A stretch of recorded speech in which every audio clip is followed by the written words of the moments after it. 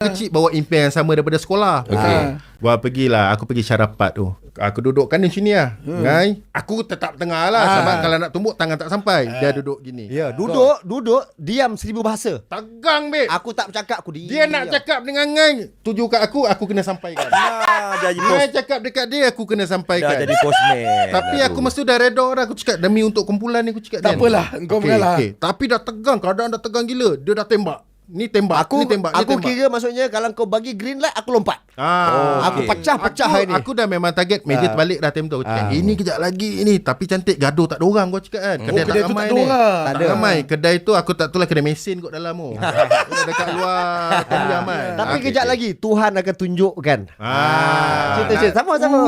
Jadi, duduk. Mas tu masing-masing datang naik motor time tu. Dia naik kereta dia lah. Kereta bekas polis tu. Wak Cheng. Aku duduk kejap lagi. Adik aku time tu zaman CC. Okey. Cyber cafe. Cyber cafe kat belah ujung sana.